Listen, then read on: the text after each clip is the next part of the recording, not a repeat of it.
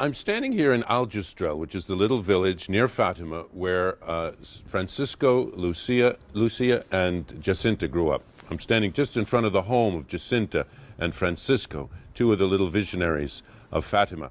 It wasn't easy after they had the visions of Our Lady because everyone suddenly, they became famous in this small village. Everybody wanted a piece of them. They wanted to ask them about the visions.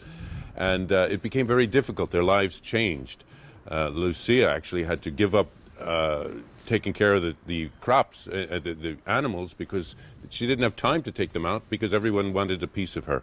And little Francisco in this little home here, when so many people would come, he would find a little hiding place up, jump on the table and jump up into the attic so he could have a little peaceful time by himself, because he became like a contemplative. He didn't want to have to answer to the crowds. He wanted to offer himself, his sacrifices, his prayers to Jesus. He wanted to console the heart of Jesus, we could say, and make reparation for the sins of mankind.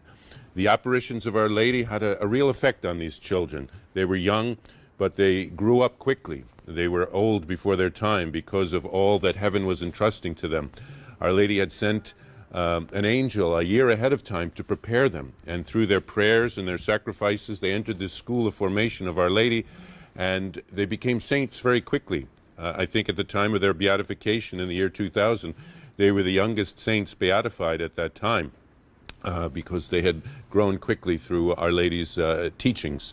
And so we can see the reality that being a visionary is not easy. It's a great sacrifice. There's misunderstandings. Even their parents and family members didn't understand them. Their parish priests, they began to have doubts.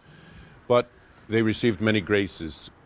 So it's not easy being a visionary. There's a lot of sacrifices involved. You're misunderstood, even by members of your own family, your parish priests. So these little children began to doubt if this really was from God.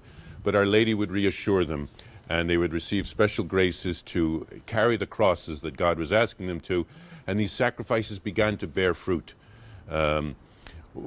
In our own lives, sometimes the Lord asks us to accept some kind of suffering or make some kind of sacrifice, and it seems to be useless. It doesn't seem to have any sense. But if we offer it up with love, God can bring great good out of our sacrifices and our sufferings.